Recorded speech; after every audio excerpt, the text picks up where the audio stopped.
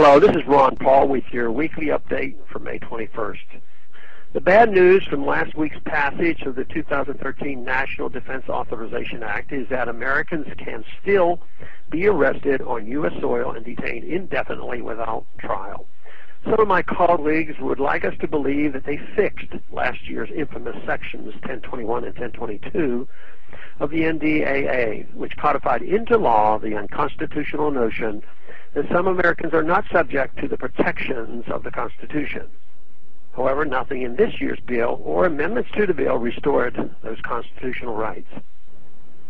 Supporters of the one amendment that passed on this matter were hoping no one would notice that it did absolutely nothing. The amendment essentially stated that those entitled to habeas corpus protections are hereby granted habeas corpus protections. Thanks for nothing.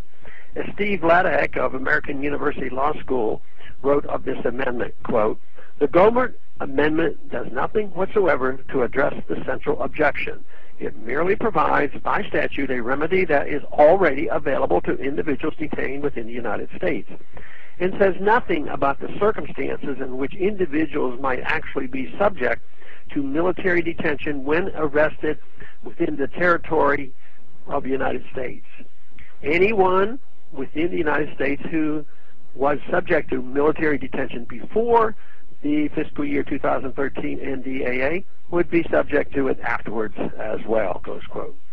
Actually, the amendment in question makes matters worse, as it states that anyone detained on U.S. soil has the right to file a writ of habeas corpus within 30 days of arrest. In fact, persons detained on U.S. soil already have the right to file a habeas petition immediately upon arrest.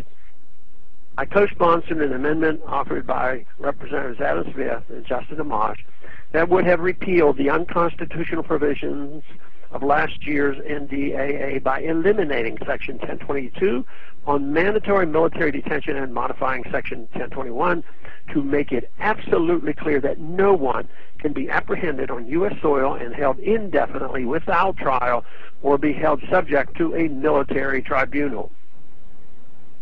Our language was clear, quote, "No person detained, captured, or arrested in the United States or a territory or possession of the United States may be transferred to the custody of the armed forces for detention under the authorization for use of military force.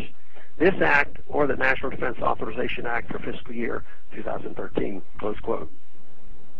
The term person is key in our amendment, as our founders did not make a distinction between citizens and non-citizens when determining who was entitled to constitutional protections. As the father of the Constitution, James Madison, wrote, quote, "It does not follow because aliens are not parties to the Constitution as citizens are parties to it. Whilst they actually conform to it, they have no right to its protection," close quote. We should not forget that our article-free court system is a strength, not a weakness. The right to face our accuser, the protections against hearsay evidence, the right to a jury trial, these are designed to protect the innocent and to determine and then punish guilt.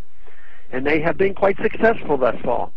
Currently, there are more than 300 individuals who have been tried and convicted of terrorism-related charges serving lengthy terms in the U.S. prison system. Each of the 6 individuals tried in U.S. civilian courts for the 1993 bombing of the World Trade Center are serving hundreds of years in prison, for example. Last week was discouraging and disappointing to those of us who value our Constitution. That the U.S. government asserts the legal authority to pick up Americans within the United States and hold them indefinitely and secretly without a trial should be incredibly disturbing to all of us. Americans should check how their representative voted. Politicians should not be allowed to get away with undermining our liberties in this manner.